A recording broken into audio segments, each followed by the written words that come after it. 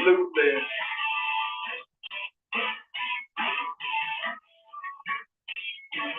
1 2 1 2 test 1 2 1 2. All right, y'all. Show on the road.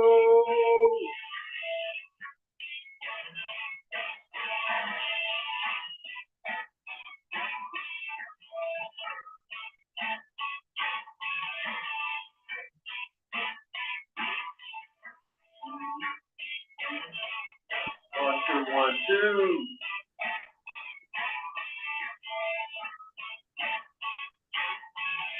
Show on the road. All right, y'all. All right, y'all. Get the show on the road. As we say, every Sunday, from the hours of 6 to 8. Welcome to Northwest Austin Council, where, we try to do the same and keep everybody informed and tuned, and try to make some decisions on some things that we can contribute to helping our communities, our neighborhoods, and our city. Definitely the people that we care about, and that may be all the above. Title of the show today is Passing the Baton. A new day has come. And what do you say to that, Tiny? What do you say? Taxes are toxic? Passing of the baton. And a new day is coming. Hold on. Turn it down. There we go. Maybe you can hear me a little bit better. There we go. I said a new day is coming, the passing of the baton, the proverbial baton. And you guys know what I'm talking about out there. If you haven't heard, Congressman Danny K. Davis will not be seeking a re-election, not new election, but a re-election in the next term. And it's time to pass the baton, so to say. So what do you say about that, Tiny? What you got to say? I know you are familiar. Mm-hmm. But I'm still wondering, why is he resigning now? Good point. Good point. Now maybe he sees something coming, and he don't want to be there when it hit. Well, that could possibly be the case. It was just so ironic, people have been mentioning to me for the longest, oh, he's not gonna go again, and I'm like, well, he hasn't said it publicly, he definitely hasn't said it to me directly, but it was just so odd. I was driving, my wife, and we heard the news on the radio, and then all of a sudden, he called me. I mean, immediately after the newscast went on, and and I said, he said, hey, Steve, I said, I just heard on the radio. He goes, yeah, Steve, I'm 83 years old. I said, but what does that really mean, Strom Thurmond he was almost 100. He's like, yeah, he was in the Senate. And I said, yeah, but you know where I'm going with this. And I said, whatever happened to the idea of maybe creating that legacy regarding, being the second Black man in charge of the Ways and Means Committee outside of Charles Rangel. And he said, well, there are 5 others that have more seniority than he does. Now, he said they may not be as old, but they do have more seniority. So that being said, I said to him, Congressman, you know best, and left it at that, and went to congratulate him on his retirement, and he said, oh, no, we got a lot of work to do. And I said, yeah, that's right. And he went on to say, I still have a year and a half. I really do. I have a year and a half left, and we have a lot of work to do. All right. totally agree. But, you know, here we are. And as I said, a new day is coming, the passing of the baton. And what does that mean for the 7th Congressional District? Yeah. What's that lady named? T. Ray? Yeah, Patricia Ray Easy. Yeah. Her name's call her P. Ray. Yeah. Yeah. It'll be interesting. I just haven't heard her lately. It'd be interesting to see what she's saying after Trump got in. Oh, someone said that she's interested in running for the 7th Congressional. That's what I heard, but I haven't heard it from her. So again, maybe I need to call her and ask her. You know? Right. It'd be interesting. Yeah, but there are several people that are supposedly running. She said she gonna pursue 7th Congressional as a Republican. She did? Yeah. Oh wow. Well, and it's probably maybe 10 or 15 people gonna run. She may win. I don't know about that as a Republican. How's she gonna do that in the 7th Congressional?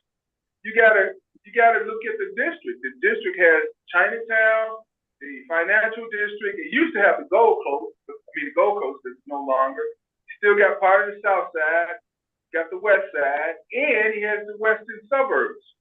You know, Maywood, Bellwood, Broadview, Westchester, I think, something like that. And Oak Park. No, yeah, Oak Park also. So, you know, hey, I don't know. I mean, if the Democrats fighting among themselves, any kind of Republican can win. Nah, not in Chicago. Yeah, Chicago gonna be very hard. And then, I mean, even if she was talking good, had a great platform, folks going, oh, but you Democrat. I mean, you Republican. We can't vote for you. You know, this still Chicago. So yeah, you know, that'd be an uphill battle. But that's the truth. I mean, yeah. it doesn't pan out like that. Now, if you said downstate Illinois, maybe. Right. You know, but Chicago's always been blue. Yeah. In many of the races, they're not partisan, such as the mayoral, and automatic, and I think there's a couple others. But you know, hey, it's a new day coming, but I don't know if that day is looking that dark. I don't know, but God bless Patricia Ray. Yeah. And her daddy, rest his soul, know him very well. But yeah, that's one of the others that's looking, along with who else? I'm sure Richard Walker's probably looking. Yeah, Richard Boykin said he was gonna do it. Anthony Driver, the president of the commission. Oh, Anthony lives in the district? He lives in the 7th Congressional.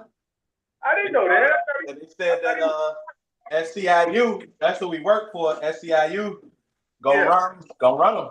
So hey, God bless him. Yeah. Hey. But I thought he was far south, but that's cool. He's in the district. Who else would you know that you know of? I heard it was gonna be a Jewish investor. I think he's in real estate. Okay. So it wasn't too many people. I heard the Jewish investors, Richard Boykin, Anthony Driver, LaShawn Ford. I heard Melissa. Yeah, she's already out. I saw her last weekend in rare form. Everywhere I went, she was there.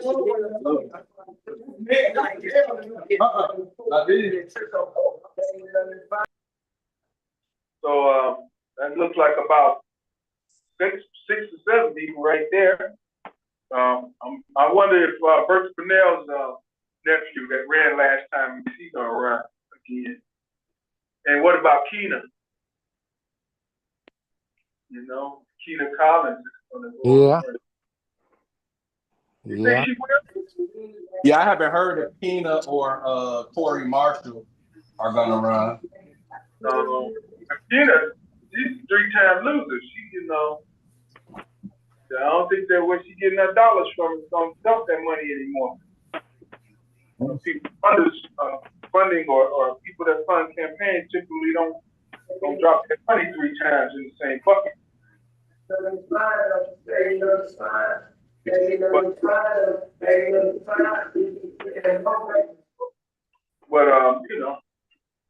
hey, we gonna see. But there's also Walter Burnett. No one said anything about him. He just left city council. Yeah. Yeah. Walter Burnett is a pretty formidable candidate. Yeah. He may run too. Then I also heard that I don't know. Was Corey? What's his name? No, Corey. Rory Hoskins. He's gonna be Burnett's gonna be the CEO of HUD.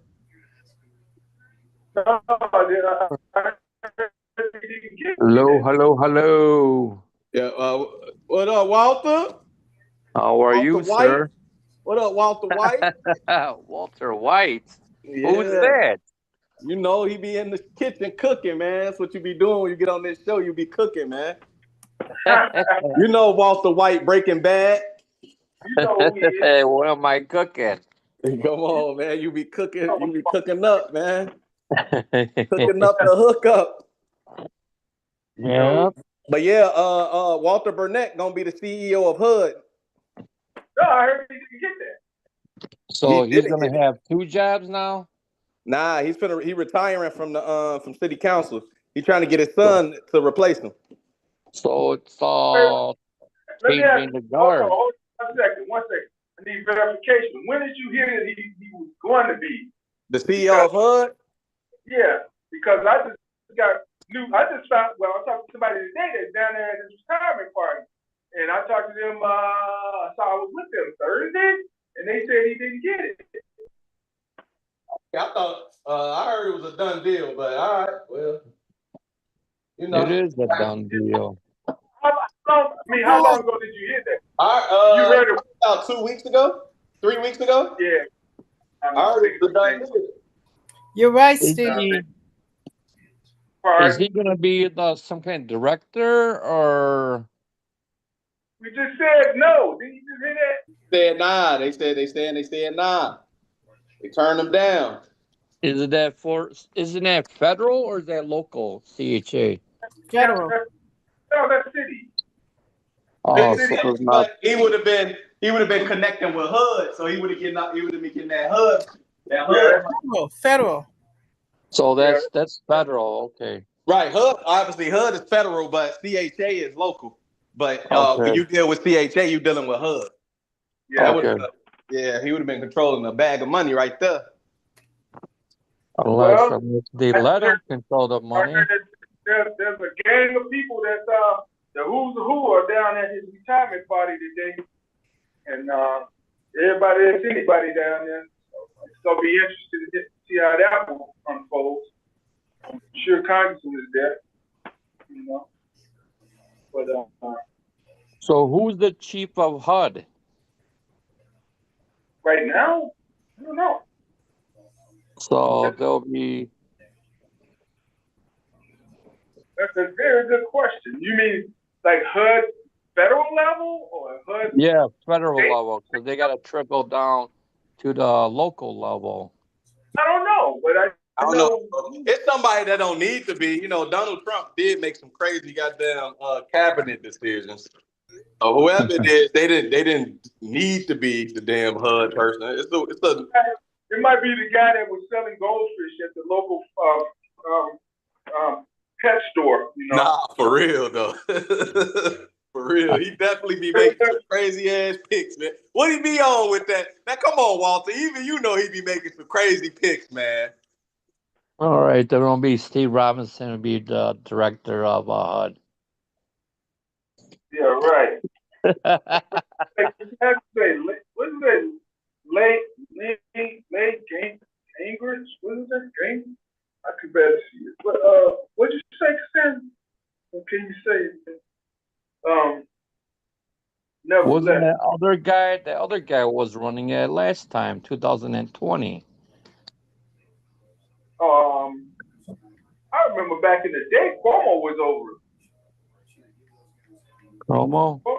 Yeah, the one that ended up being the governor of New York. He was over for years back.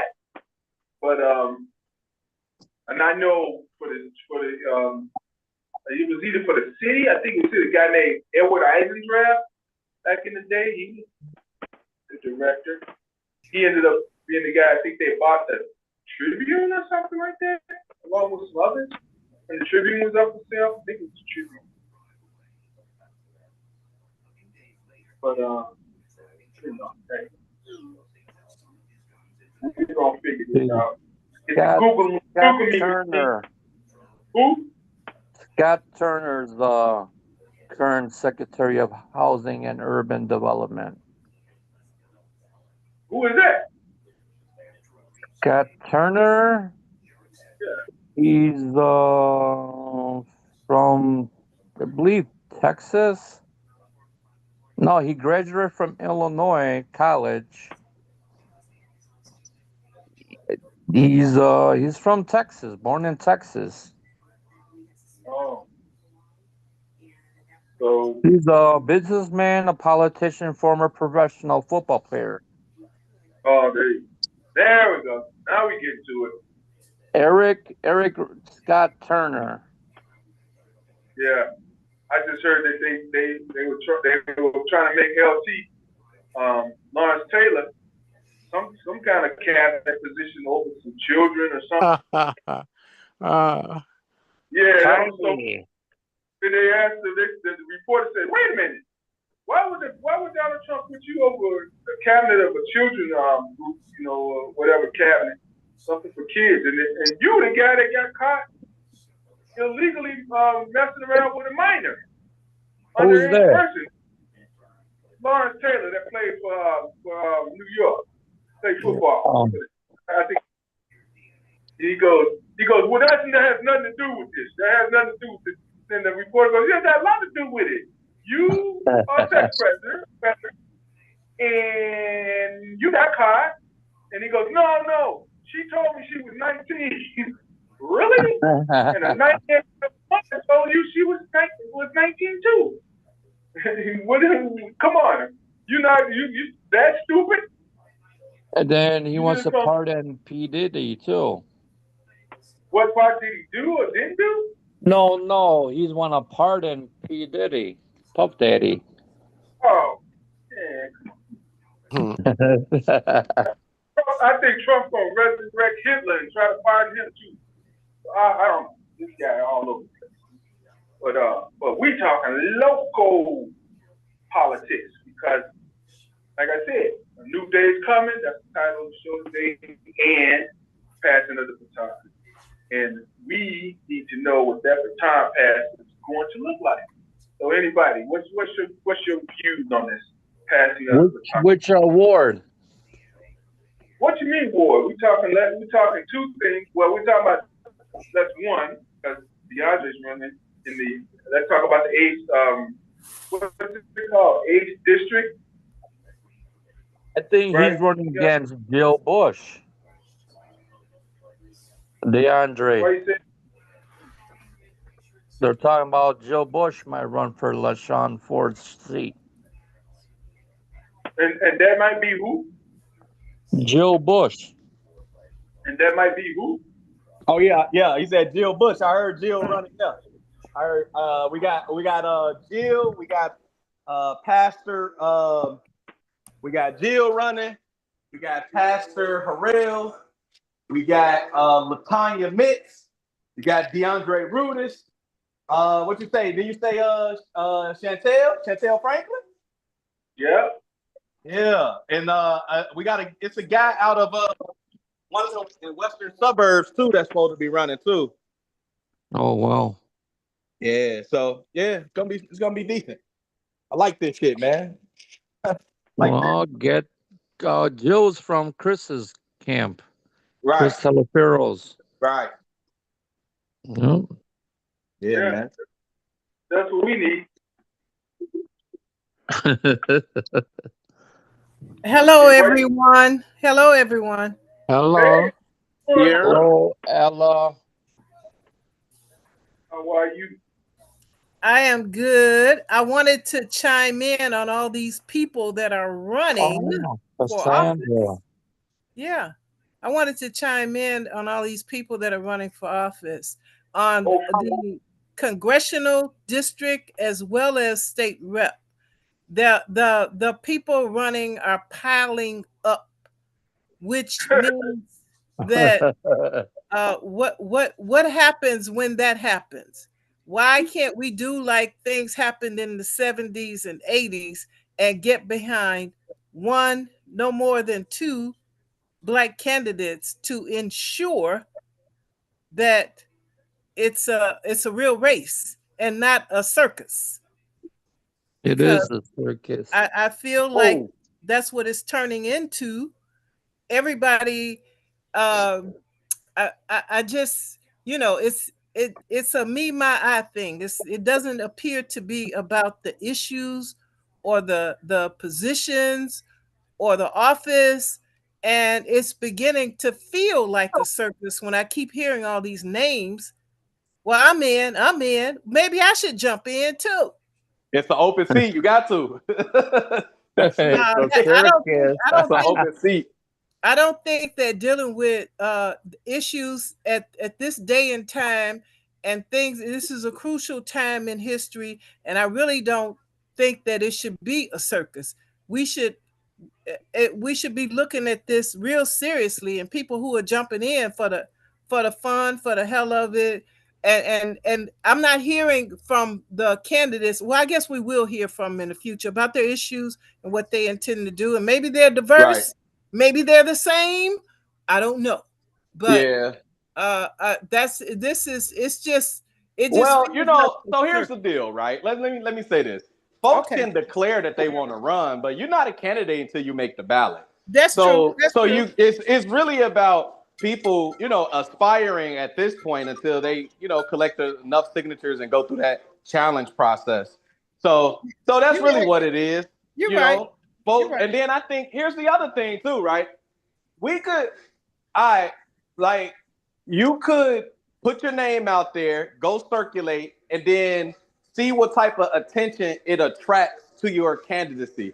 Because the unfortunate is, and I was just talking with somebody, when it comes to us as Black people, we go with the popular vote, and we don't go with people who necessarily has credibility and experience and a healthy track record. We gonna go with names, and so a lot of times we get left out of things because of that. And so I think this, when you first start at this process, it's just a weeding out process of filling out, seeing who gonna make the ballot, and then you get the candidates. But I'm with you though. I think once you get to that point, everybody should be able to come to the table and say, "All right, look, we gonna back you," and then go from there. But that ain't gonna happen either though. So well, hopefully the democratic process really works, and we can do this democratically, as you said. Let's do the right thing, y'all. Let's make it happen. But But like you said, the Democrats though are so weak. People, don't nobody believe in them anymore. well, that's only if you're not in Oz. In the land of Oz, that's all we got.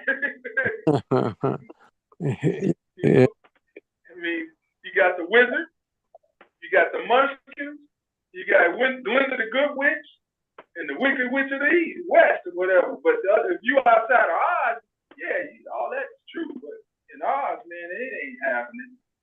It is what it is. We need to be real clear on that because, like I said earlier, we live in Chicago. And Chicago got what, 3 million people, and we sway a lot of things for the whole state. So You gotta think about that. So who is the Wizard of Oz as the mayor? You know what I mean? Depends. Depends on who you consider to be the wizard, you know? Who is the Wizard of Oz in Chicago? Who do you think the wizard is? When Dorothy moved that, when the Toto pulled that curtain away, it wasn't who you thought it was it? Well, it seems like Chicago's hitting like a iceberg. That's where we're heading, like a big old iceberg. No, I think that's it. Yeah, it's getting that serious right now. No, it's not that. Can I also say this though? Speaking of the races that Black people are going to feel. I mean, we gotta have an honest conversation about Black politics in general. We've had for some time now the most and the most Black held offices in the highest positions in any state of this union, and we still are struggling. Does it even matter at this point if somebody Black goes in these seats? Because how do you have Cook County president, the mayoralship, we had the state's attorney's office. We got the 7th congressional, which is one of 3 congressional offices that run in the financial district. That man sat on the Ways and Means Committee. We had fucking you got the Speaker of the House now. You got, you got a lieutenant governor who, come on. At what point do we just be like, okay, we got Black faces in high places, but we still are doing bad. And to be honest, all they do is come back and tell us how bad we're doing. We know that already. We put you in position so we wouldn't be doing as bad as we're doing, and we're still doing bad. We gotta have a conversation about our politics for real. What does that say? That's why I said the issues are going to be very important from all these candidates once they've been vetted. Can I say something? Yeah. Go ahead. Okay, all right. This is gonna be blunt and it's for real. You don't have to look at a politician for all your answers. Go You ahead. gotta actually do it. Give the efforts.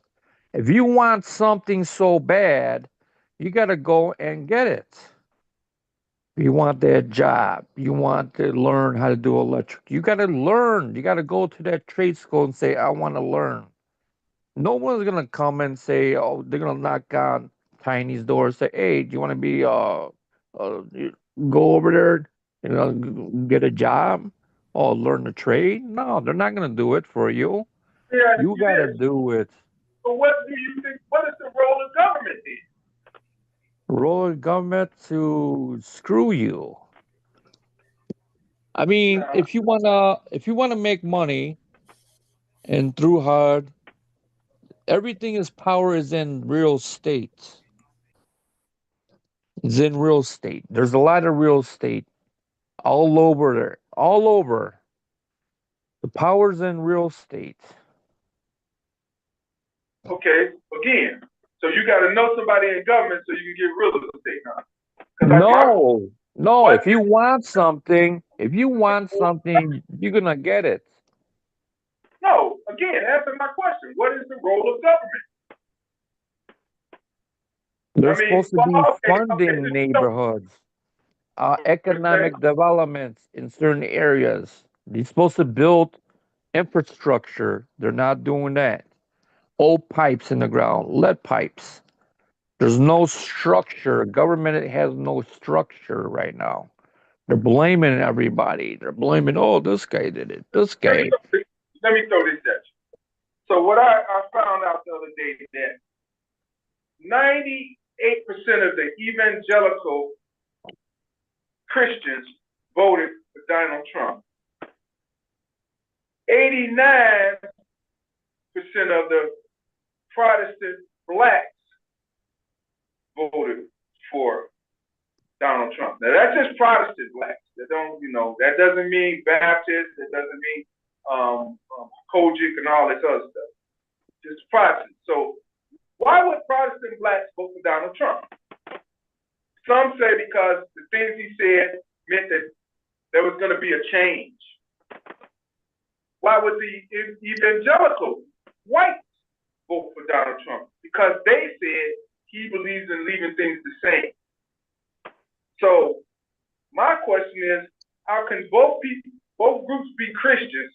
One sees change and the other one sees things need to stay the same. Didn't you say that we're supposed to do local, not federal?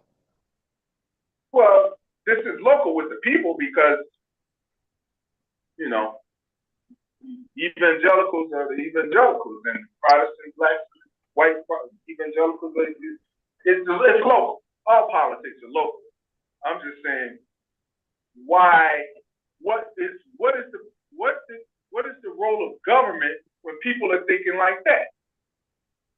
And that's on all levels. White evangelical says, "Oh, we want to go back to the times of old, where oh man, we don't have abortions and women stay at home, and and cook and clean and do their thing, and then black Protestants are saying, no, we want to see that there's some progress and change so that there are opportunities for people like us." So my question is, what is the role of government then? If some want to go back to the days of yesteryear and some want to see a progressive change. So everybody has opportunity, Steve. Yeah, but everybody has an opportunity, but doesn't mean that you're going to get it. That's the thing. And it depends on your preparation. Yeah, maybe. And your preparation starts as soon as you're able to vote and you engage in civic engagement in your community, in your state, in your county, in your local governments to make yourself informed so you can make informed decisions about even voting, period. Just voting so you could know a real candidate and the issues. That's when you put yourself up there to be a candidate. Like I said, I'm waiting to hear the issues from the circus. Yeah, but good point. Because my next question is, if you can vote and all that, why are they trying to suppress the vote? To keep a lower turnout. Because you got so many people running, you want a lower turnout. Then whoever LaShawn Ford's back, and that's going to be the winner. Are they really suppressing the vote when we only have 17% voter turnout? Yes. Is it the vote being suppressed, or is people not coming out to be civically engaged? They already know the outcome. Yeah, because they know that people are not going to show up to the polls. It's a difference when, let's just say half the people decided they wanted what kind of leadership they wanted. Then they might change up and be like, okay, well, the people have spoken. But when you got 17%, and I'm talking about all of the elections, let's just say local elections here in the city of Chicago, we don't average much more than that. And we're talking about the black wards, right? And so I don't know what's going on in other cities across the country, but here, where it's the suppression when it's widely available to everybody, and they don't show up. Because people are sick of voting. This is the midterms. Midterms is the lower turnout, not for president. I think that's kind of an odd answer, because if I say there's high fructose corn syrup in a fountain drink, you say, well, I got only a half a drink. It's still high fructose corn syrup in it. It's not good for you, even if it's a half a drink. So my point is, you can have a half the amount of numbers, or a quarter, or a third, or a tenth. if you're still out there trying to suppress voting, that's a problem. Nobody's suppressing. There's only a third of the population vote. I have the record. It says Right. third of the That's population what I'm vote. trying to say. Like, how are we talking voter suppression if only a third of the people vote? How are they suppressing the vote? A lot of people move. A lot of people move. No, they caught people doing it. That's the reality. They've caught people over the election cycles doing that kind of stuff. I mean, what do you call that when a guy goes, hey, I need you to come up with such and such many votes for me. I know you got to do it. Dig in there and figure it out. What the heck is that? Come on, man. A lot of people don't vote. Yeah, okay, all right. They're not registered. They don't vote. Come out to vote. People are sick and tired. The governor of, I'm gonna go federal on this. When the governor of Atlanta, or the Secretary of State or the governor, I think it was told to come up with votes. When Trump told him to come up with X amount of votes when he lost last time, that wasn't part of suppression. That wasn't part of swinging it. Oh, okay. Well, hold on. Okay? So suppression is keeping people from voting. So are you talking about like maybe electioneering, trying to steal votes or something like that? That's what I should say. Yeah. Suppression along with being just straight out con act, you know. When I heard another story. If you don't vote certain times, you're kicked off the ballot. You're actually kicked off the voting rolls. What? If you don't vote every cycle, every primary or every general, they kick you off the voting rolls. Really?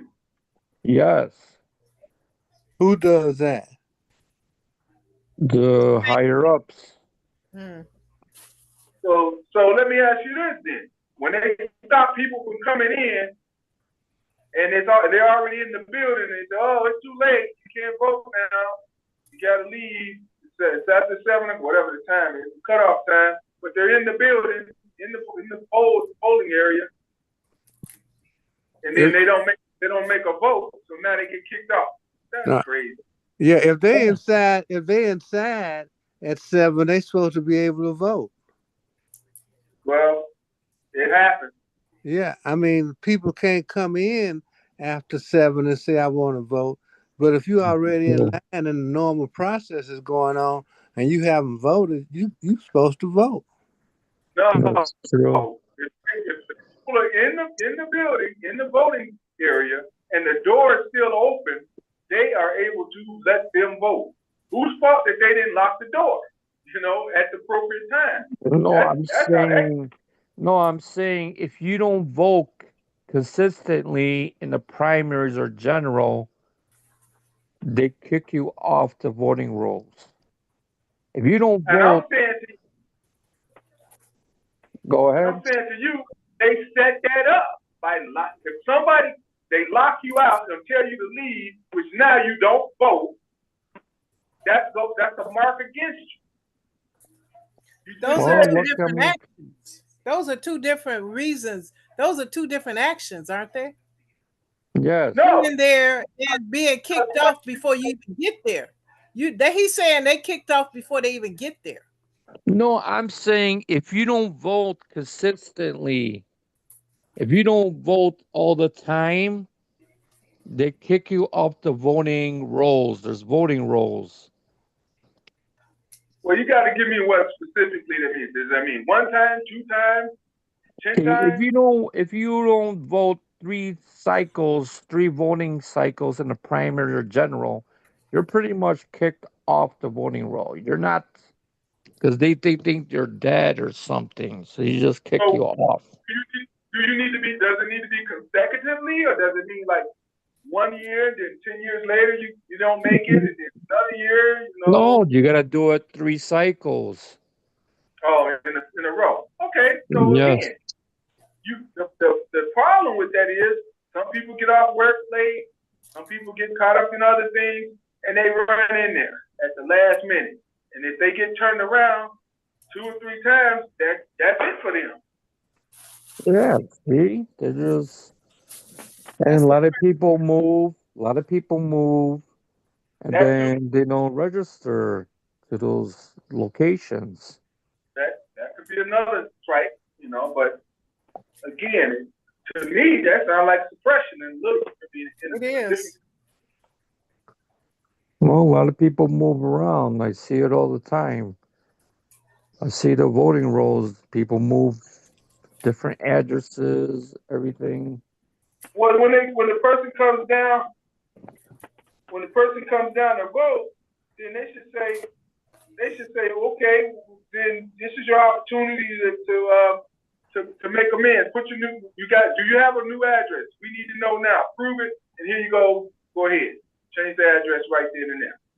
Because I see people vote in Chicago, they live in the suburbs. They've been going on, or vice versa. They live almost in Illinois, out 100 miles away, but they're registered one of these suburbs outside of Chicago. And it's Well, been going on for a while. I think again, that's fraud right there, right? Well, they got illegals voting too. That's fraud too. Of course, that's fraud. Who's doing that? Tell me. Well, you could register anybody to vote for school board.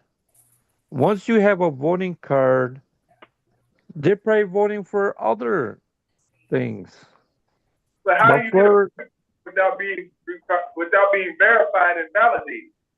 yes, that's going on right now No, as we how? Not speak. yet. How? How people come up to somebody, hey, you want to register to vote?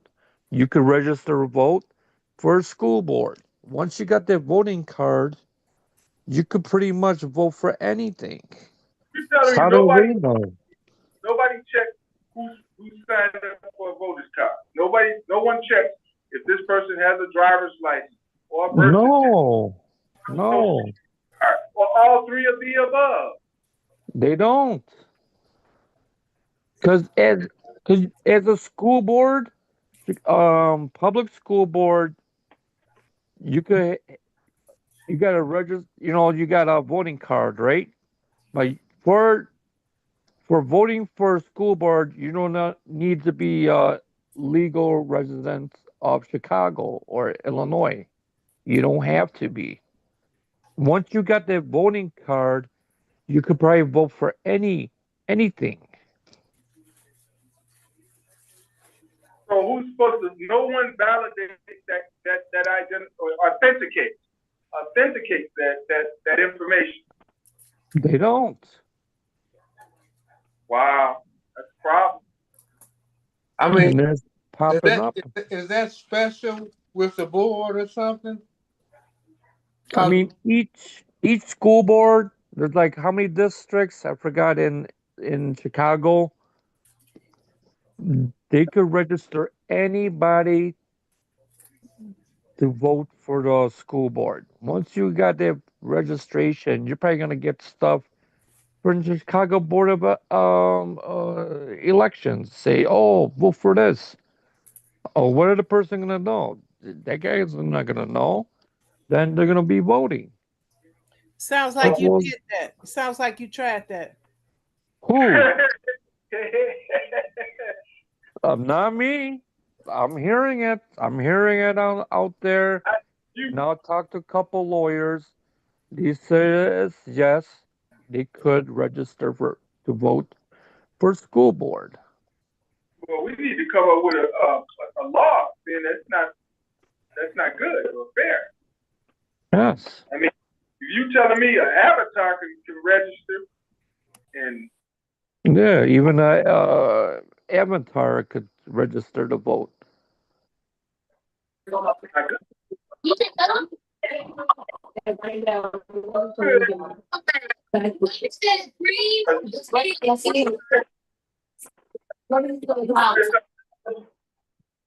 Hello? Ella, you said something? Was that Ella? No. Yeah. She didn't say anything. But let's go back to, let's step back a little bit because we went into voting, we went into a few other things. Let's talk about the passing of this baton. You know, Congressman saying he'll be here another year and a half, and the 7th congressional district is going to change hands. It won't be Congressman Davis.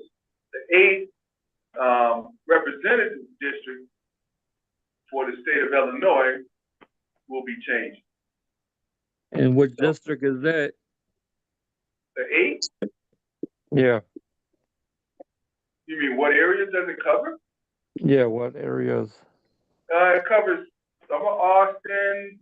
It covers some of Oak Park, some of what is it, Argo. I don't know, a bunch of areas. That's LaShawn's Ford district. Yep. Okay, I got a question. Did he brought money to his district? Yes or no? What do you mean by money? Did he fix the infrastructure in his district? Did he did anything with the money? Because I think each congressman gets money, and each state rep or the state senate gets money to help out the community out. I don't know. Somebody that lives in the 8th, did you tell me? I don't live in the 8th. DeAndre? DeAndre? He wouldn't want to answer that. Oh, my bad. What was the question? Okay, how much money did LaShawn Ford get for the district, and did he utilize it in the area? Did he fix it up or not? Oh, that's a good question. I definitely not. I don't have that research ready. I ain't gonna lie to you. Oh, that's one of the biggest questions they're gonna ask you. No, that's a fact. You're right. Right. Well, again, I mean, you got to be ready, but I got to circulate petitions. So I'm in that phase of the game right now. But I'm letting the data folks look over some of that. So I got some folks that love that type of stuff. I'll make sure I pose it for sure. In his budget, what is his budget? Did he utilize? Did he fix anything in that area, the district? Good point. It's a good question. And I don't know anything, but I don't know. Good question. No, I think. Anybody out there that's living in the 8th?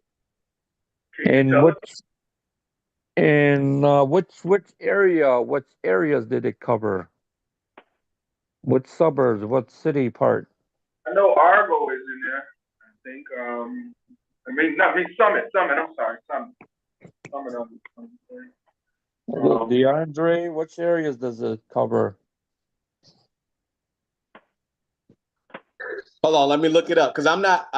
The west suburbs are a little murky to me, but you got small bit of Oak Park, small bit of River Forest, small bit of Summit, small bit of Brickfield, small bit of Westchester, small bit of Hodgkin, small bit of LaGrange, and I think LaGrange Park. Okay. And then the rest is all pretty much Austin. It's like 50, 51, 52% Austin, which extends to maybe Cicero, I believe. But I gotta let me look at this map. I'll tell you shortly. The demographics.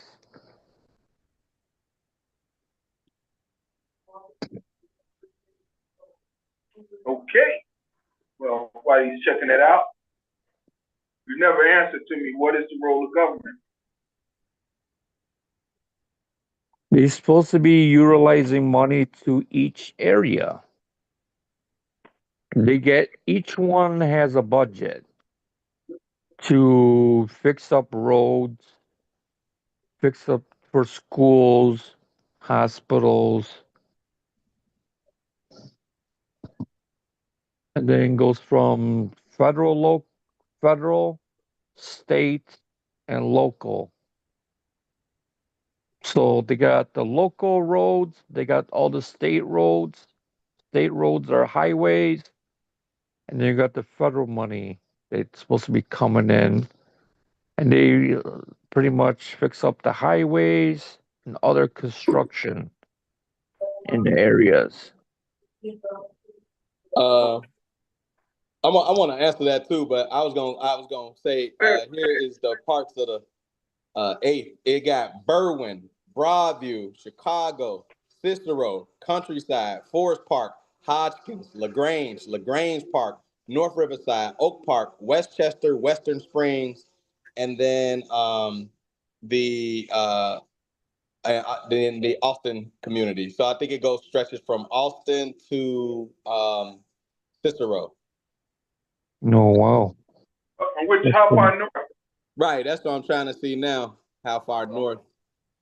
Probably the Oak Park. I don't have a map yet, so Maybe the Oak Park and North Avenue. What are you talking about? Because each area has one state senate, and there's two state reps in every district.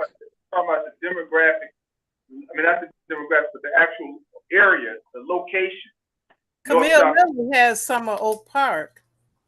Yes. Right. So there's two state reps to every state senator.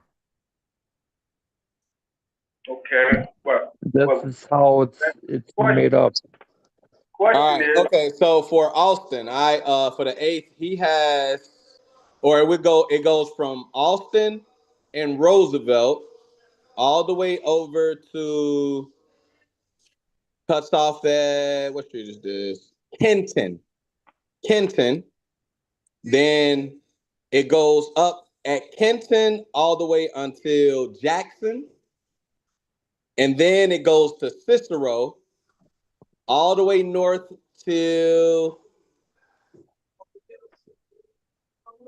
looks like just about Grand, and then it starts to taper off. Let me see what street this is. It's not Grand though. It's the street that kind of runs along Grand. Okay, who's the state senator? I guess it is. No, it's not Grand, but I don't know what street this is. It's a block just north of Grand. But yeah, so. Really? So who's the state senator? A block just south of Grand. Sorry. Who's the state rep? No, the state senator. I think that'll be Lakeisha Collins. Do you know her? Loosely, got to get a little loose relationship with her. What does that mean? No. Lakeisha Collins. I don't have a number. That's not Don Harmon. No.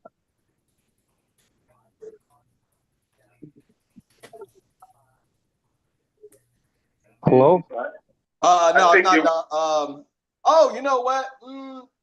Yeah, probably Don Harmon. Yeah, because I think Lakeisha is more east. You're right. I think it is Don Harmon. You're buddy with them? Nah, nope, not at all. Oh. So you just gotta talk to the mayors and talk to the aldermen in those areas. Yeah, everybody has to. Well, I think the first thing is figuring out the actual layout. What is the actual area? Because you can't figure it out. Is it the street south of Grand? What is the street south of Grand? Because you know what? It's on this map here, but it's running. So it's running parallel to Grand, but it's a block before Grand. But I'm trying to look at this map North and see Avenue? what street that actually is. And it goes all the way North Avenue. Nah, it's not North Avenue though, because I'm looking at North Avenue. North Avenue is 64. So whatever. Costner. No. So for example, okay, it's a block north of Bloomingdale. What block is that? Block north of Bloomingdale, that would be Cortland. Let me see. Okay. That would be Cortland. Yeah, that's probably, that makes sense. That that could be it. it's running along like I say, it's a little funny looking. So it actually goes all the way from Cortland and all the way down to Austin? So it goes, it goes up to Cortland That's a from big area. Central to Cicero. Goes up to Cortland. So it's real, man. It's a real funny looking map, man. This one is the crazy looking map, but you know they all are. I got you. Yeah, so it's man. It's crazy. What is it? D what? D plus what? What do you mean D plus? D plus 20? D plus 25? Wait, what the hell does that mean? Talking about the Democratic breakdown of it. You don't know what that means? I don't know what that means. Nope. If it's heavily Democrat or heavily Republican, but D plus means how much the enclave of Democrat, how much is Democrats. Okay. I think it's D plus 99. You the only Republican. No, man, I don't even live that area. Well, I would tell you, it's going to get, as Cassandra said, it's going to get hairy, but everybody needs to figure it. But that's just on that level. We haven't even talked about the congressional level. You know, we're talking about the General Assembly level. General. What's that? So anything going on with that Austin, the flooding areas or no? Or the south side it flooded? Yeah, there was a meeting last week. We kind of went over some things. I brought up, you know, the concern about the south side, since I do know people that did flood, and I know the areas out there that did have flooding. So, you know, that being said, in our group, I mentioned that you know, we should be aware and cognizant of that, especially since it happened in July, and historically July seems to be the month where everything goes down and over the past. So you know, we need to know. But I don't know if a lot of people, or many people, actually call 311 911. You know, that's one of the ways you can actually, you know, record data. Hey, Steve. Yes. Okay, you're talking about government where they good at. I mean, they already got the money federally. How come the local government or state government is not helping local government push this out? And they're already flooded 2 years ago. Well, so that's local level now. So the local level's hurting now. I don't think that's true what you're saying. Like I said, I've probably said it several times. There's been upward of $550 million that's coming from the, you know, in conjunction, combined with the local level and the federal level amount of money to repair primarily the west side. And when I say the west side, Austin is the biggest bulk of it. Okay, did they start? No, the green light. Green light still being flickering. You know, the light bulb is flickering, or somebody's. It's not a mechanical thing; it's a human thing right now. So somebody's playing with the switch. That's all I can tell you. So that's local levels not working. Well, yeah, if you want to put it like that, it's down to the local level now because the money is supposed to be there. It's supposed to have been there since Biden and powers that be helped get this funding. Well, and we worry about voting, and then local level is not doing anything. Where's how come no one's saying anything? Well, people are saying things. It's just Not on the news. They're saying the right things. That's the question. Are they saying the right things? Because I'm gonna kind of segue a little bit off of this because someone posed to me last week. They said, Steve, you know, this is pertaining to Austin. They said the Austin area of Chicago. They said, Steve, you know, I feel that that Austin is fractured. And I said, no, I don't think there's a fracture in Austin. I actually think there's just a little bruising, you know. There's no real fracture because almost everybody in Austin that I can talk, that I've spoken to on the south and middle and the northern end, of, you know, although you may not want to believe Gilwood is Austin, they tend to believe, you know, that the problem's coming from the powers that be. You know, they can agree on that. They can agree on that. They don't, you know, the people are really not that fractured, you know. But So, how many black clubs are in Austin? Is those blocks are getting flooded or not? no one had anything the last 2 weeks ago, you know, in Austin. Now, there was some people reporting some water that came in. We don't know if it had to do with, you know, they had clogged pipes. We don't know if we had to do with seepage around the property. But all in all, I doubt if it was, you know, due to sewer backup in the drain. I mean, no one made that totally apparent in the meetings I've been in for the last 2-3 weeks.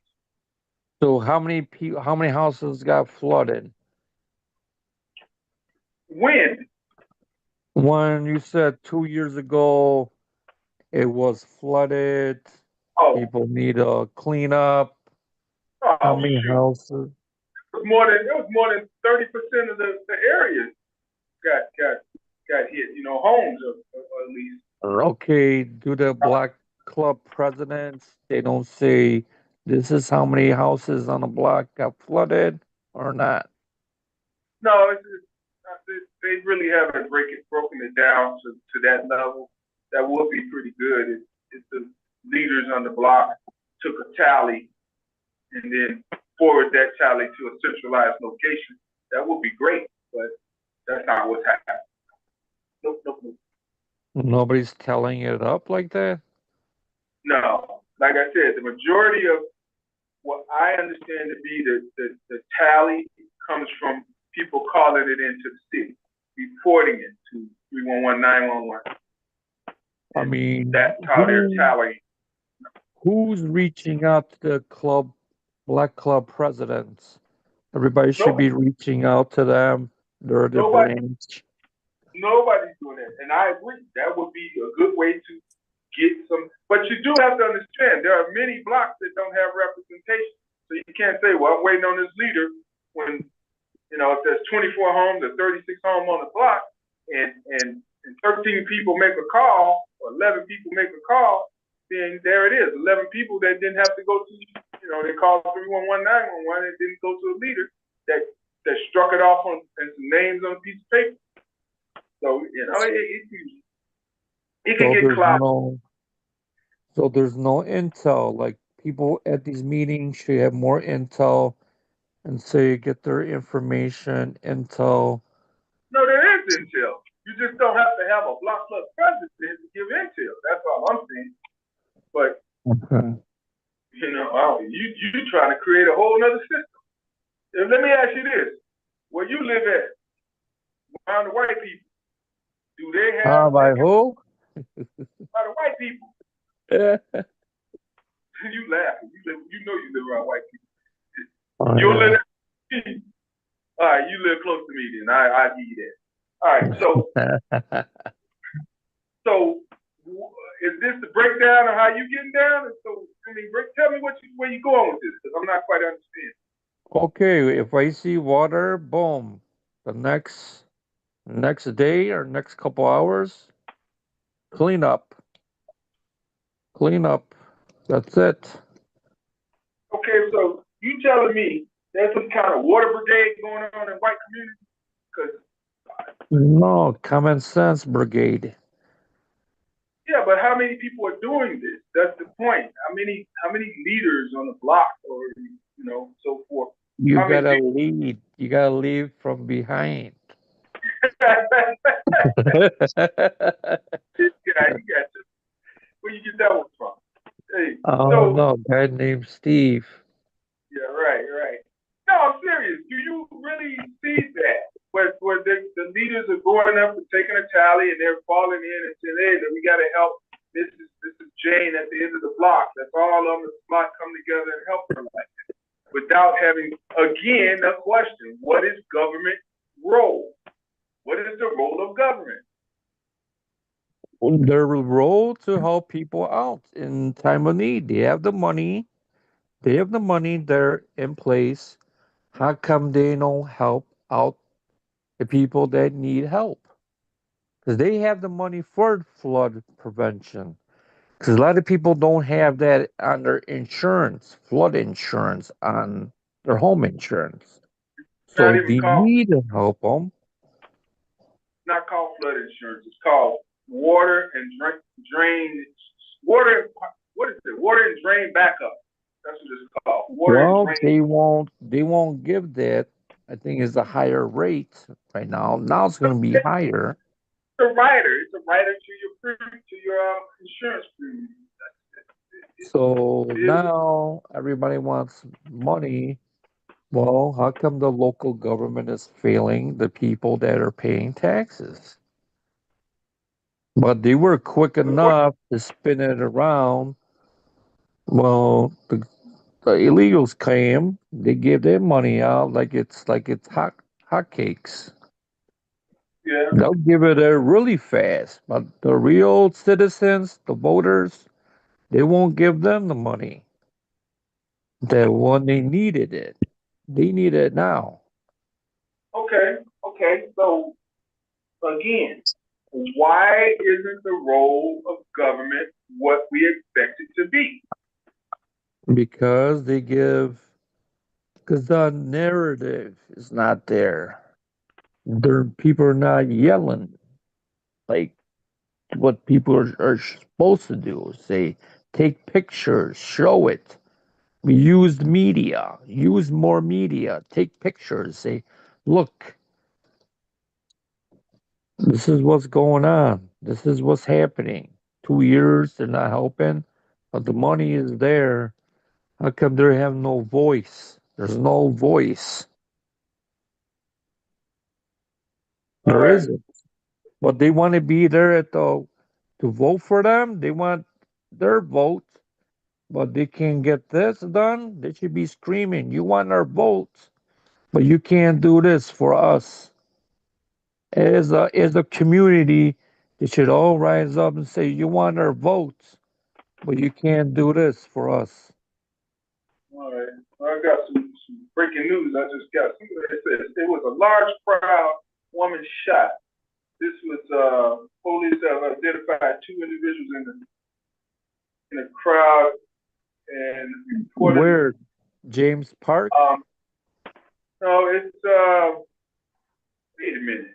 It said on the island, but the island. Madison or somewhere? That was yesterday, I think. Yeah, the island. This happened on the island. Yeah, yesterday night. About 500 people. Wow. Last night. It was on Menard or something. Yeah. What was that about? Anybody know? There was a video on the Citizen app. Um. There's, if you have Citizen app, you could check every crime in the area everywhere. You talking about that kid party last night? Yeah, this P What Diddy is? party. Yeah, somebody, man, reached out to me at midnight. Talking about from over around that way. Yeah, I'm definitely asleep, sir. They said the person told me they were up to like 4:30 watching their cars to make sure they didn't get damaged. There was a time where they did a little party. I don't know. It's one of those. A lot of these A little Fifi. storefronts. Yeah, these storefronts are doing Event overnight spaces. parties. Yeah. Yeah. Yeah. So the last time they did one, those kids went through the block of Mason, I think that is. And they destroyed a couple cars. You know, they be out there jumping on people's cars, twerking and all that craziness. And so the person that messaged me was, and I messaged them this morning and was just like, how did all that turn out? And they said the police finally came around 4 a.m. And They came shut before it then. down. I saw the police before then. Oh, okay, good. That's what somebody told. That's what they That's messaged not me. So I true. was like, oh. My question is, why did they call you? Because you district counselor? Yeah, but I mean, it was very after hours. Like, I don't know what I'm supposed to do at that point.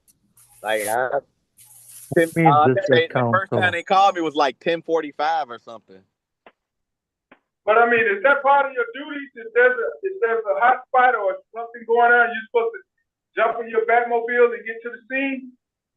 I mean, Batmobile.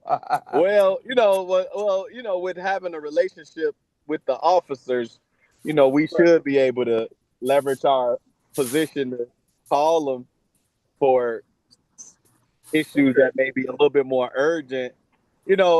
As we tell people, dispatch for OMC is going to associate priority to these things.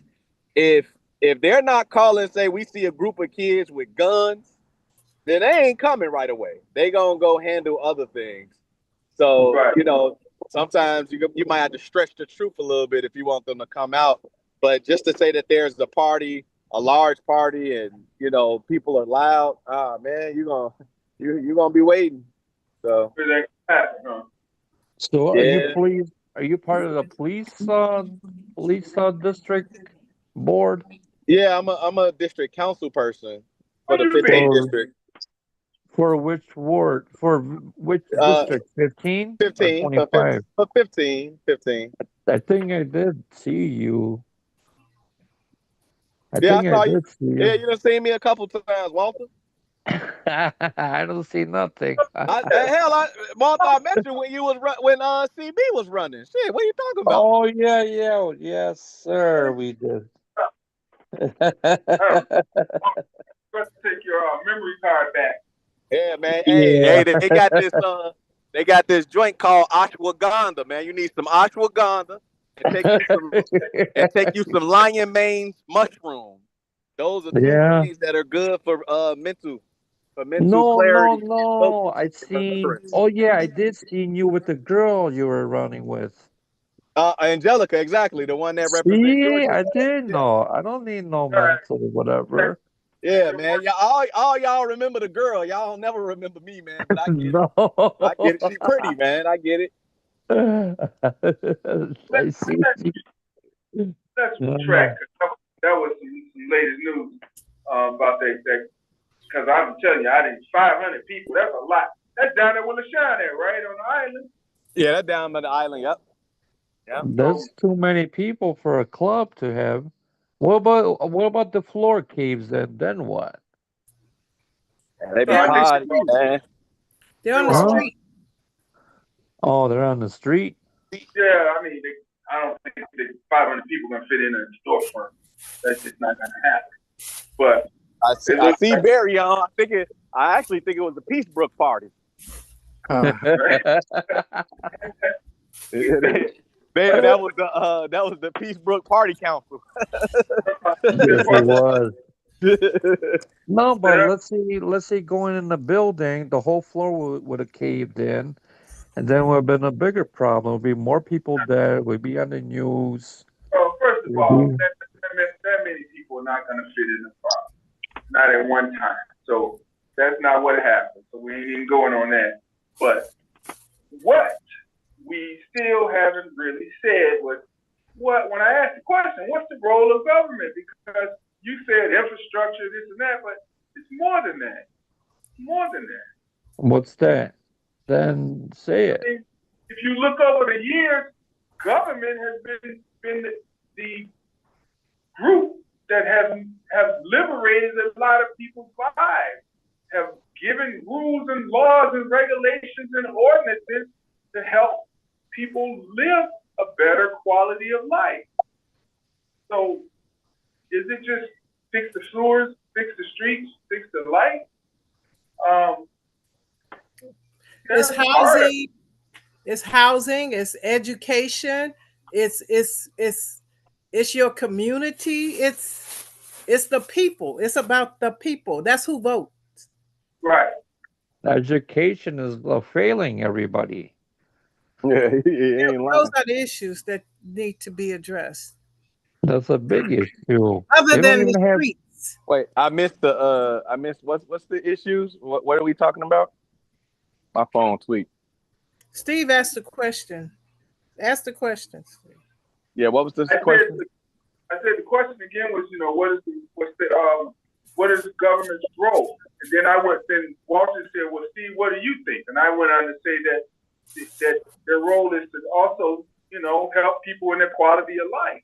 Because in the past, we've had rules, laws, ordinances, and things that help people, that change to help people with to better their quality of life.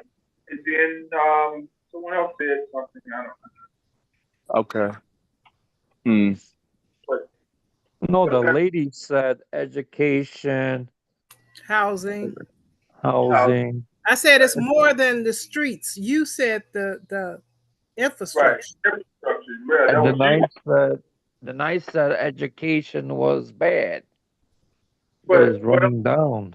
I'm telling you, this is very interesting because what I said earlier, when 98% of the evangelical whites voted for Trump because they wanted to go back to the ways of old, and 89% of the Protestant blacks voted for Trump because they thought that he was going to be a progressive change for the things they wanted. So here we go again. You talking about infrastructure. A lot of black people talking about quality of life.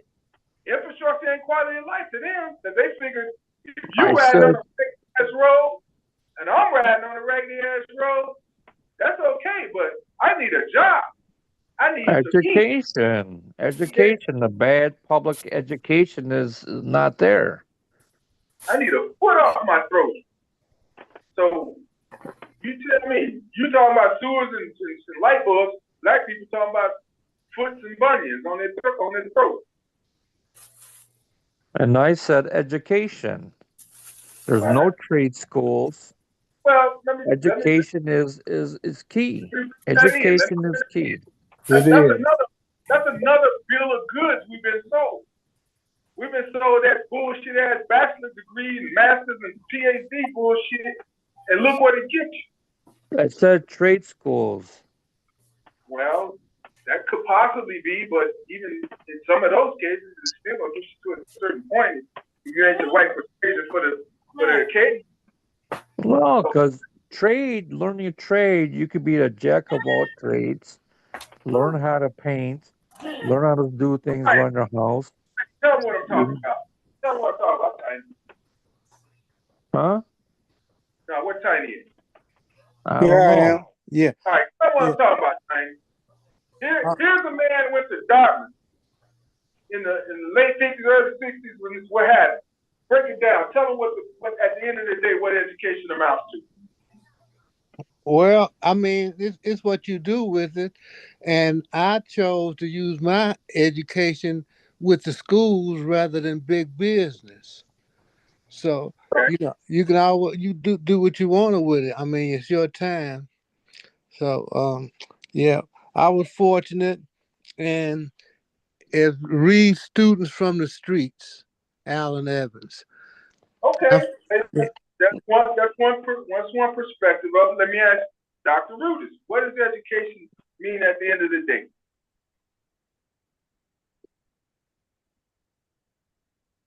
I think he left. Oh, he's not on. Okay. Barry Corn, PhD.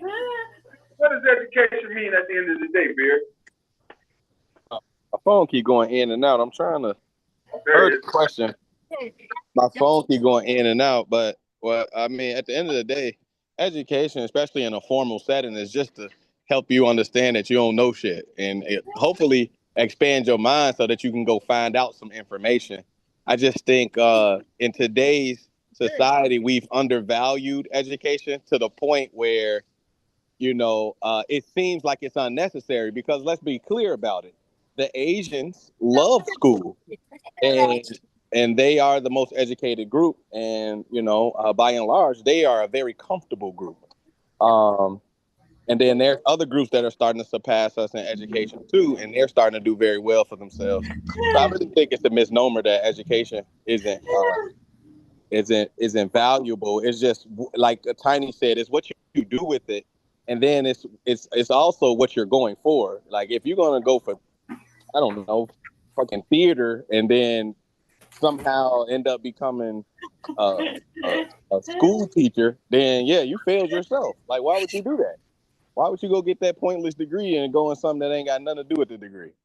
So it really, it's That's part of my whole point. We've been sold a bill of goods about all these masters, bachelors, PhDs, and all this other stuff. Especially in later years. I can pretty generally say most of the people that are on right now on the Zoom or what have you, they have a minimal bachelor's degree. Many of them that's on here have masters. There are quite a few on here that have PhDs. But okay. But at the end of the day, I'm trying to say we were sold a bill of goods that educate, and you still can't even get up that ladder to pay your doggone loans. And I know. Well, you know what, Steve? When I first got my bachelor's degree, I was told that that's all I needed to go up that corporate ladder. After I got my bachelor's degree, they raised the bar. I needed something else, okay? So Right. I went back and got my master's degree, and it still didn't mean nothing. And this is not what you know, it's who you know.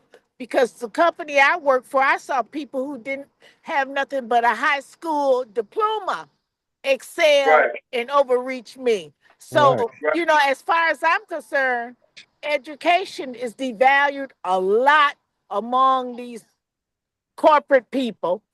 And I would better have a trade. I could go into bricklaying, I could go into roofing, anything other than educational point. And a matter of fact, I just got through paying not too long ago for my student loan for my master's degree. Right. So, Right. it didn't give me value. It didn't increase my nothing. Right. The only way I got the job was not by my degree, but who I knew. And that's how I started working for the city. It's not my degree. I mean, it might have had some weight, but it was who I knew that got me my job at the city. Right. Yeah. And that's with a master's. Yeah. Right.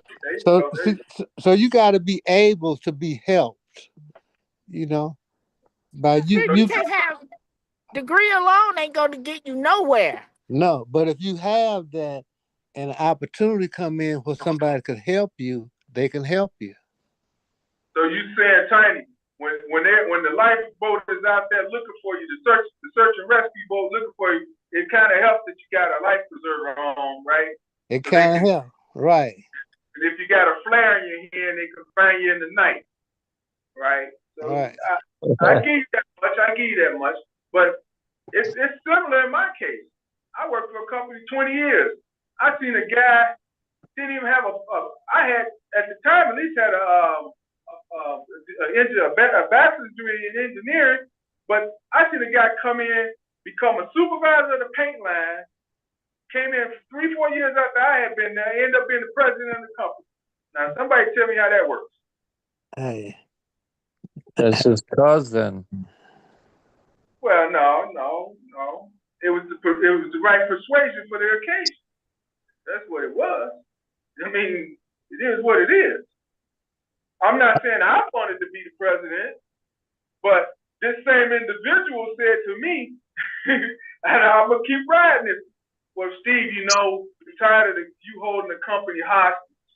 I'm like, what does that mean? Come on, Cletus. You feel froggish, jump. I don't care.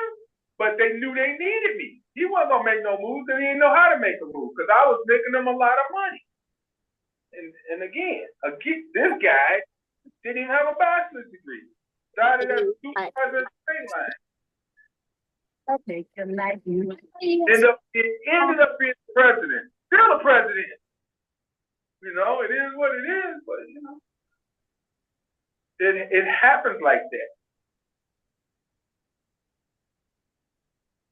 Why is education a super value in this day? Hear me.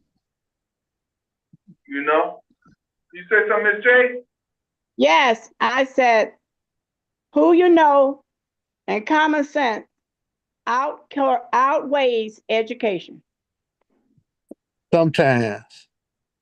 Sometimes. Right. Yeah. Well, yeah, it does.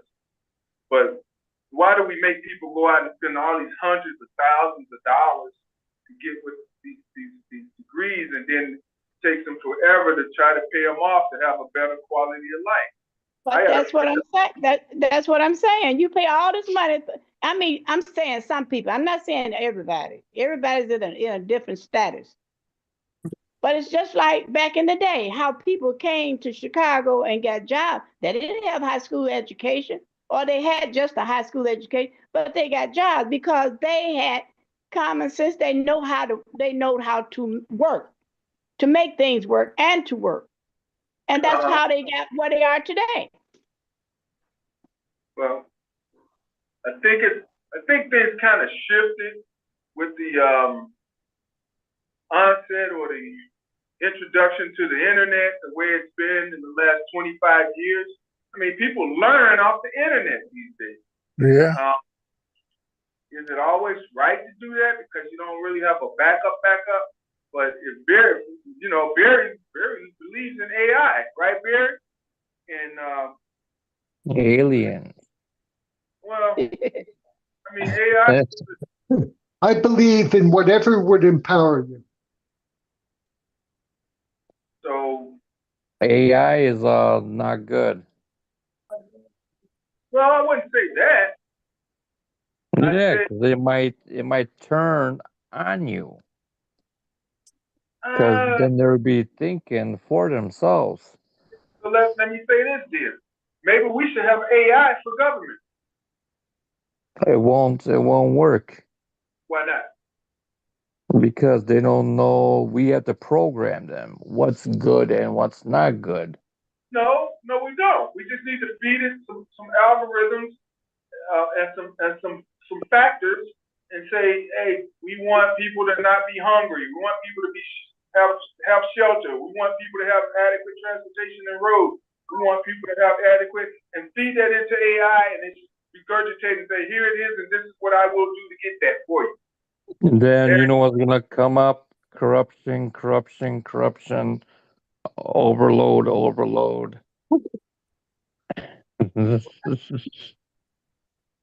How do you figure? It'd be like corruption, overload. It's gonna come up. But it's always corruption. Yes, there is. Local level, state level also. Right? Wherever there's money, Steve, there's corruption. Yeah. Yeah, but what would AI need with money? They said, I mean, what it can't compute. Well, why would it not compute unless it didn't have memory, energy? Well, we gotta teach it too. Humans need to teach AI to make it work. Get your phone. I don't know about that. We had to program them. Everything's already out there. AI searches for what's out there. But we are the one that sets them up to think, because they cannot think for themselves. They can't make a judgment on certain things. It can calculate. Yeah, but they cannot do judgment calls. Yeah. And If you ask it to, it will. I mean, they can't feel. They can't feel. Oh, this is right, wrong. What does feelings have to do with the role of government? A lot. What do you mean a lot? For example, Okay, sometimes if you try to solve something, a lot of people won't like it or don't like it. You got a 50-50 with everything what we're doing. They're talking about solving government. How are you going to solve government when we're in a deep hole? How are you well, going to solve government now?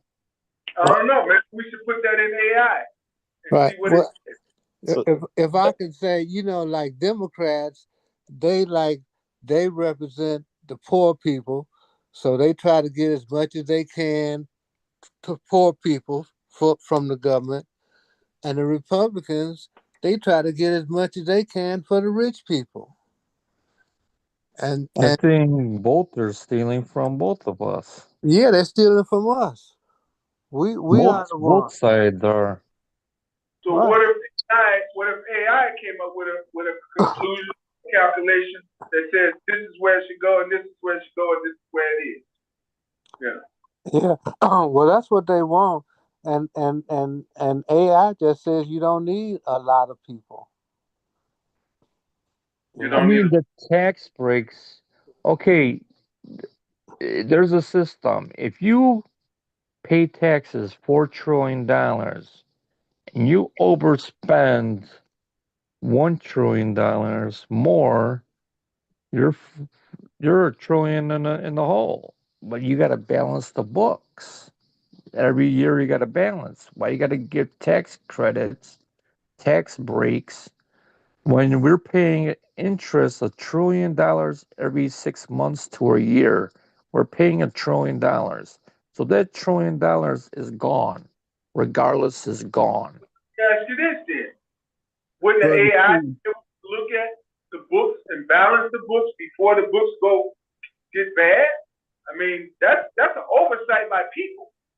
yeah, but Brother Steve, a robot, AI is, just like Barry said, and AI is computer. It's computer, and it's still run by man. Man will put a disk in AI and corrupt it by saying, well, okay, I want you to assassinate so and so because it's a computer, Steve, and far as the government is the Constitution. We the peoples set forth, and so and so and so and so and this is each and every one of us because we set forth our own rules. We get together and as I said, we state that we want to do this and we want to do that, and everybody in the room say aye or nay. See, so we set forth our own rules and our own laws. That's the democratic way, right? So then why not have AI, filter the whole Constitution to AI and let AI come up with the current state of our union based on what the Constitution is supposed to supply? That ain't that difficult? It still have to be programmed, Steve. Whatever that AI is fed, it's fed, and that's what's going to come out of that AI. If we feed the AI, like I'm gonna say my friend, my best friend Agnes, couldn't nobody do Agnes' job better than Agnes, but Agnes couldn't nobody. I don't care how many people they got, and that's something come from skill. See that AI don't have skill, Steve. It you have to program it, and you could program it through Barry telephone, Barry computer, your computer, Walter computer. AI will go on the blink in a minute, Steve. So what you saying? Yes. It doesn't have human feelings. It doesn't have humanity filtered Yeah, inside it of it. doesn't. That's what somebody said. It don't have compassion. Somebody somebody was getting at that point. It don't have compassion. It don't feel mercy. See, I wouldn't want AI sitting in the courtroom and I done something wrong. I wouldn't want AI because AI don't have mercy, don't have compassion, and and it's programmed still. It's still programmed. Can we teach it that? Can we teach it compassion and mercy? No, you can't.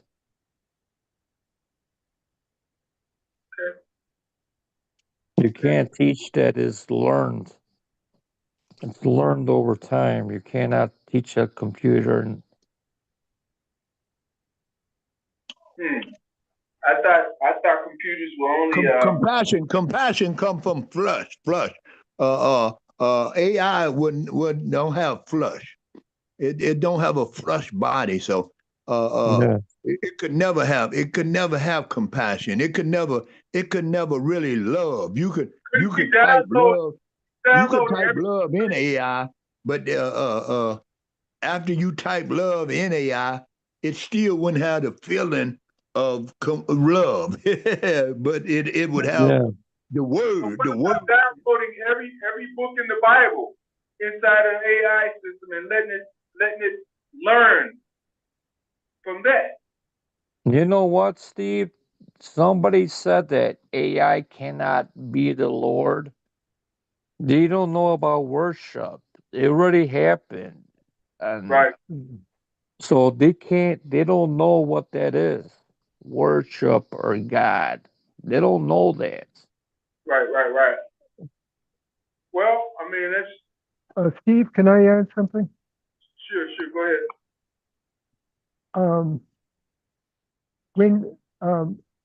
When you use a Google search, you ask it a question and it assembles information for you.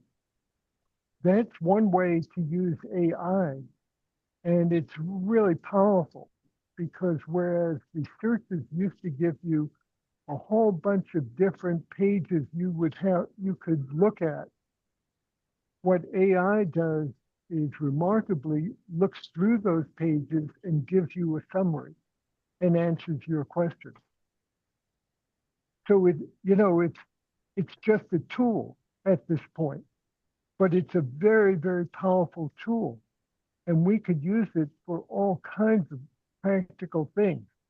Not everything. Yeah, like Steve, when you had Not an issue with your everything. car the other day. Mm-hmm. And I asked the question, what was that problem you were having? Check engine light. Yeah, the check engine light. So I told it the model number and the check engine light and asked it what could cause that. And it gave me a list of 6 or 8 things. That's right. And you checked it out and one of them worked and your check engine light went away. A lot of times when it give us readings like that, and a lot of times it be your gas cap. See, Yeah, exactly. A lot of times, see, a lot of times, the human being can solve his own problem, but we get weary, we get tired, and we get complex and bobbled down with a lot of other things, and it just but the AI, see, the machine, it's a machine. So the machine is always plugged up. The machine is always energized. So just like when Will Smith come with that movie, they better watch the AI because the AI will go on. We'll go on one of them paths where all the circuits short out. Everything that man made, he destroyed. And that's in the Bible. Everything that man put his hand on and put his hand toward, he destroyed his own self. So you might destroy AI too. Yeah. It could be. But we're gonna recap a little bit and go back to the initial question, the initial theme that I said the show was called. It was called passing of the baton. A new day is coming, and we were kind of reflecting on things that were just brought to us about the 7th congressional district, with Congressman Davis not being, he will not pursue another term. So anybody want to have anything they'd like to add to that, feel free to go ahead at this time, and we'd like to hear your comments. Wow, go ahead. Ryan. You say me? Sure. Okay. So I would just like to say, as I've said before, America's on a decline. It will decline, and we're going to have socialism after this election. Now, whoever gets in is going to try to bring it back to like it is now, but they won't be able to get it all the way. And I think it will favor blacks and Latinos. So, it is a God, and Trump is in the hands of God. That's right.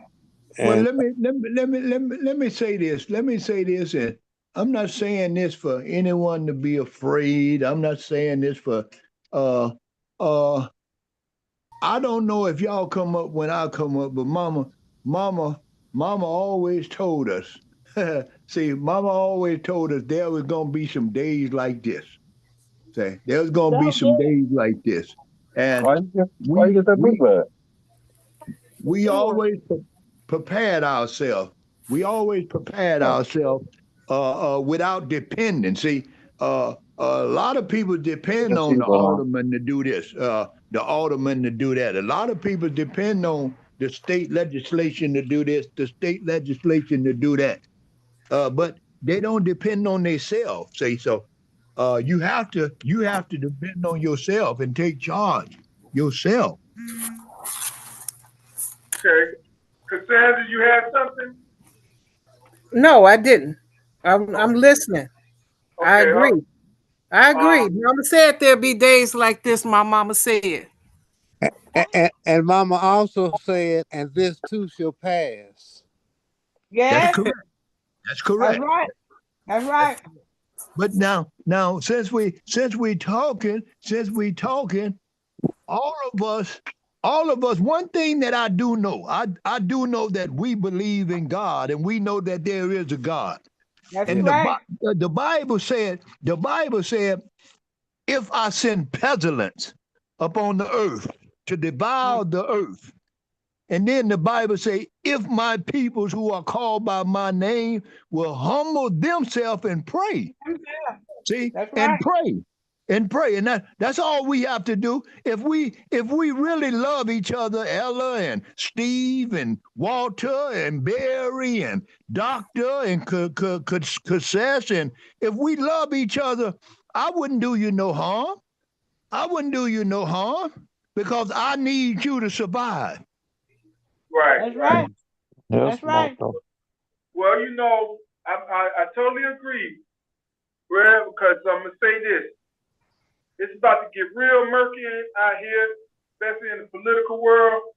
But I think the people will prevail because if we all believe and we all come together, we're gonna make the right decisions and do the right thing. That's correct. And not be so tormented towards each other. That's correct. If we could just be, good people to good people. Steve, if we could really love each other and don't bite back, don't bite or don't bicker at Steve because Steve got a position, but if Steve got a position, he earned that position or he prayed for that position. Don't nobody get an increase. I mean, that believe in God, but those that prayed for an increase. All right. We're gonna pray for everybody to have an increase. Yes. That's the way it should be. Dr. Raheem, you had something to say?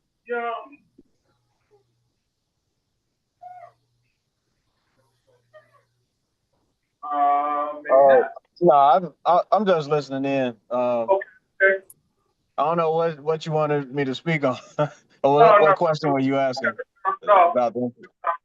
but I brought it back to the root of the show, which is a new day is coming, and the passing of the With Danny Davis. yes. I think it's time. You know, he been in there for probably 30, 40 years, so I think it's time to get some new blood in there. And I feel like LaShawn Ford, if he does win, he'd be good. Yes, he will. Yes, he will. Yes, he will. All politicians should retire at a certain age. Because even in my early 70s, in my early 70s, we don't as men, and we don't have to get up and go. We don't have the fire that ignited Got us. up and went, huh? Say that again, Steve. You say to get up and go, got up and went. Yeah. Up and gone. Well, see, at a certain age, Steve, at a certain age, you know, you're supposed to know when to get out the way, Steve. You know, that's what all our politicians. You know, that's what all our politicians. They have to get out the way because it's a new day. It's a new day, and when you get new laws, especially, this is why our children dying, and ain't nobody addressed it, Steve. Ain't nowhere in the world, the court or nobody in this world could tell me I can't spank my child or I can't whoop my child. When they started that, all these kids, ever since that day, all these kids are dying. Ain't old folks dying from old age. These kids dying because they haven't been chastised. You have to put fear in the kids. That's why the kids don't come to church. You have to fear God. We go to church because we fear God and we fear the wrath of God. These kids don't go to church because they fear nobody. All right now. All That's right. true. That's right. That's true. This is true. But let me just say this: new blood is good, but seniority is better. And whoever takes Danny's place is not taking Danny's place. They're not going to be 24, 20. They're going to be 400 and something. They're not going to be able to do nothing. Well, they got their new agenda. They got their own agenda. Danny Davis had Danny Davis agenda. LaShawn Ford will have LaShawn Ford agenda. We as peoples, we don't copycat off of somebody else. We go with the education, and we go like Walter Burnett. I have to give my hat off to that man. That man took care of the 27 ward. That man took care all of them rich people across Western Avenue, but he took care of his business. Richard M. Daley, when I was a little boy, Richard M. Daley always gave us something. And when you give peoples, that show that you got to receive stuff. We ain't receiving nothing from the state no more because we not doing what's right by the state. If you don't do right by the peoples, they perish. Yeah. Well, I think Donald Trump is going to bring us together. And I think when we come together, it's good. I think it is a God, and everything's going to work out in our favor. Well, Mr. Allen. Yes, sir. Just to let you know, Donald Trump can't bring nobody together but the people that go his way. You know, you win by love. You win. You must show yourself friendly. In order to have friends, Mr. Allen, you have to show yourself friendly. See, the rich will always be the rich. And as the Bible said, the poor shall be with us always. All right now. Yeah, but it goes on to say they're poor because they look at things with their hearts. I mean, with their eyes rather than their hearts. Mm-hmm. Man, Mr. Allen, Mr. Yes, Allen, sir. I'm gonna say this and be quiet. Yes, sir.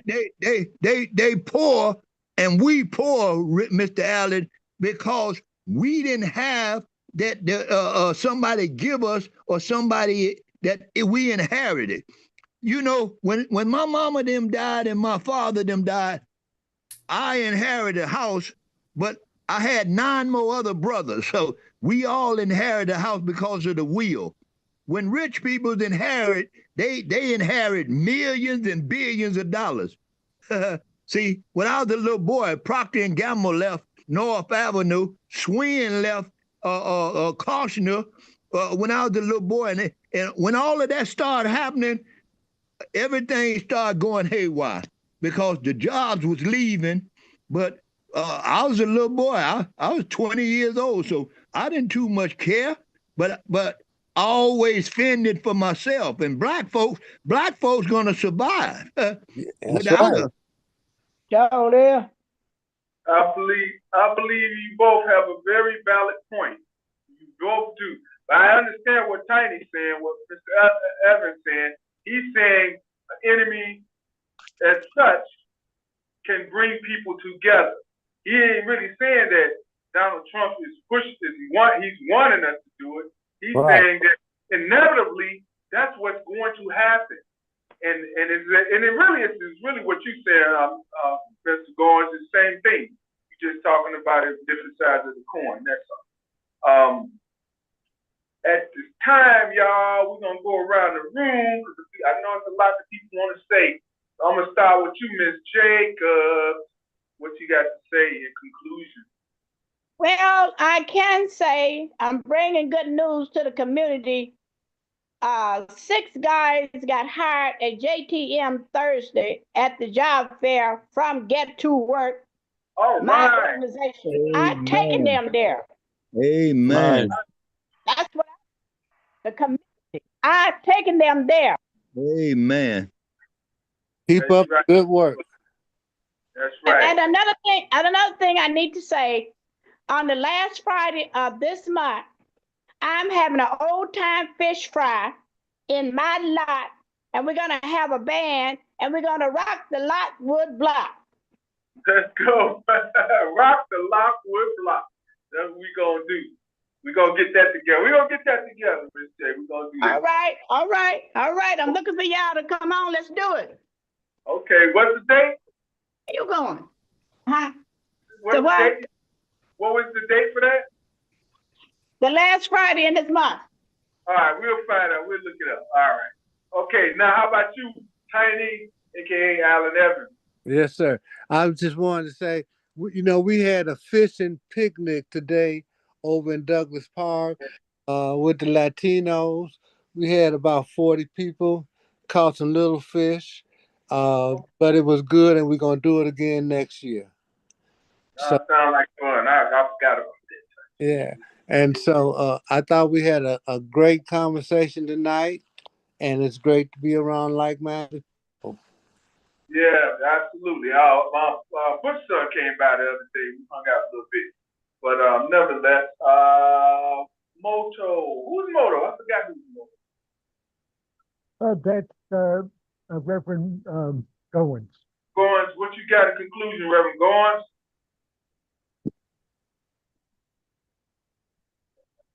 I guess not. How about you, Walter? What you got in conclusion? Well, we got to stick together at these hard times. Hard times bring strong men and women out. And God bless Illinois. God bless USA. All right. Sounds like a plan. How about you, Cassandra? We thank you for coming on. Bless you. Can you hear me? Yes, indeed. We'll get you in a minute, Rev. Go on. Yeah, go ahead, Cassandra. Yeah, can you hear me? I just want to say that a change is going to come because there are 4 congressional seats to be filled. And we are concerned about the one over here, but they all connect and impact our city. So we need to have our eyes open and our ears open And I really wish that there weren't so many people running for these seats so that we can get behind a candidate or two to really have an election for the Congress as well as the state representatives. And we need to come together. That's all I want to say in conclusion. Sounds like a good plan. Sounds like a great plan. How about you, Barry? What you have in conclusion?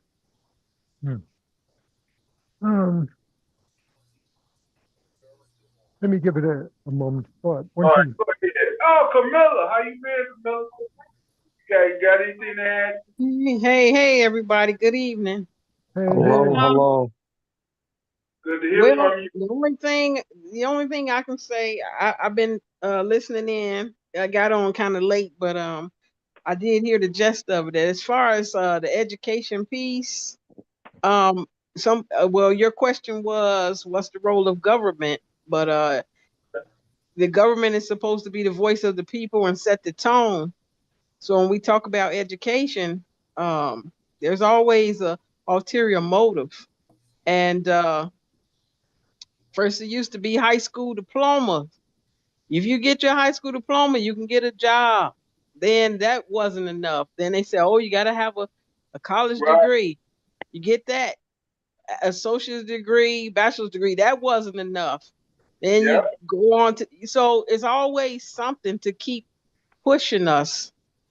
It's too many of us getting higher level of education, so they made the playing field even higher. Even with PhDs, you got to have certifications for certain things. So it's always something. It's always something to keep us in competition with one another. And as I can't remember who it was that said this, but when he was speaking, saying Trump is going to bring us together, he meant because we're going to have each other's backs in order to survive. Amen. Yeah. That's it. Is that the state representative Camille Lilly? No, this is Camilla Goodwin. Okay, Camilla. Okay. Hello. That's one thing about us. We as Black people, we need to come to them midnight prayers like we used to have, and then we could figure out who's the next senator and who's the next governor, and we can figure that out because most of the people that pray together stay together. so we will be able to have discernment and stop letting people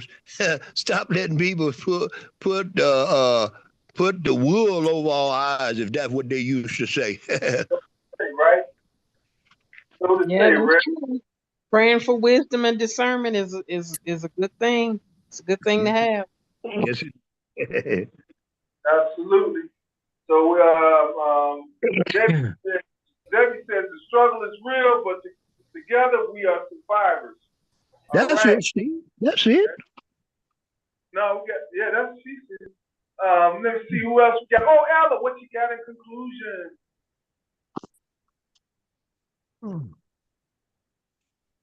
Ella Houston. Anything in conclusion? How about you? I can add mine now. Go ahead, Bear. What I hear everybody talking about is coming together. And I think that's the key, is coming together, being kind and loving towards one another. And also solving problems in small groups where we don't all have to come together, just a few people making things better on any particular area. Because there's a million different ways that we can make things better. And we just need a whole bunch of different people doing different things, and it'll add up, especially if we come together. I like that. Amen. Raheem, did I get you to get a chance to say anything in conclusion? No, I didn't. Okay, go ahead. All right. So there's a couple of things. I came in a little bit late, like Camilla. When I came in, you all were talking about education. Well, education, for sure, it has been weaponized. So, like, you have to take out loans if you come. So if you don't have it, like if you don't come from means and a way, or your parents pay for your education, then you have to take out loans. And that structure has become weaponized in a certain way against, people that don't have it. But with that being said, at the same time, education is very much needed for upward mobility. So I always say, like, it's three things that that we need to create opportunity. So, like, money. So, like, if your people have money, that can create opportunity. Your network. I believe I think it was Ms. Jacobs was talking about your network of the people that could create opportunity. And also education and information creates opportunity. And also, like, if you have a skill or something, so like if you could hoop, or if you athletic or something like that, that could also create opportunity. But those things create opportunity for you. So education is very much essential. Going into like the AI point, we program AI through our interactions. So we have to consider like the quality of interactions that we have with AI. Are people looking up or searching, I guess, productive or quality things using AI, or are they looking at like bull crap? So if they looking at bull crap, that's what the AI is gonna learn. It's like a kid, is learning from your interaction with it. So just like you can teach a kid how to be racist, or teach a kid, like, mess a kid up just from negative interaction, we could do the same thing with AI. Right. And it was something else that we talked about that I was going to speak on. Government. The government. Oh, no. Like unity. I don't necessarily agree that Trump is going to make us come together. Trump was in office before and people still trying to come together. I don't think anything or anyone from outside the community is going to make us come together. Like, unity isn't a reactionary thing. Unity is something that's organic. So we come together because we're supposed to, not because Trump is in office or anybody's in office or anything is going on. But yeah, that's it, man. That's it. I know 8 o'clock is the goal. Pardon? No, we're good. You know how I go. I don't care. Hey, okay. my studio, my thing, I do. We do what we do. But no. Yeah, that was a good. Thank you. And everything you said could be the beginning of a whole new show. So for another time. No, we can always dive into those because one thing I plan to do is what Diana said a week ago. She wanted us to go apple picking in an orchard together. Guys, I need to go back to so we're going to work on it. Ella, you have anything in conclusion? She runs like Emma too. Ella, you anything in conclusion? Ella. Eddie Jacobs and Kamala. No, go ahead. Out to Ella. Gave her a piece of my. Ella, are you there? Yeah, I'm here. Okay, go ahead. Anything in conclusion? No, because I missed most of it. But and I was late, so I don't, when you're late and miss part of it, you miss a lot. So sometimes we just want people to add on what they're about to do. They got anything coming up, or anything that just popped in their mind that they wanted to expound on or talk about. That's all. In conclusion. Okay. I don't have anything to report this time. Thank you, guys. You got. Oh, I'm sorry. I do have one last thing. We're having a bounce back to school event at 14th and Pulaski on August the 17th. Free school supplies, book bags, food, for the community. So All right. everybody's welcome to come out. Okay. School starts back for CPS August the 18th. I think they're a little too dark for me. CPS goes back to school early this year, August 18th. Okay, when is your event and where is it at? It will be August 17th at Clare Christian Church on the corner of 14th and Pulaski, 3956 West 14th Street, 14th and Pulaski. It'll be right there in our church lot. Okay. Okay, thank you. Thank you. Okay, y'all. Where's Dr. Rudis at? He's gone. He's gone nevertheless. But as DeAndre always says, you know, they didn't want to invite us to the table, so we had to beat our own. You know, we did that today successfully, and I think we will be going to this apple orchard. I'm going to figure out how to get that done. As Diana Morales said, that'll be a great outing for us. But I'd like to wish y'all, till next time, wish y'all a great weekend. And next time, next Sunday, between 6 and 8, see you guys on Welcome to Northwest Austin County. Good night, y'all. Good night. Good night. Good night. All right, peace. God bless. God bless.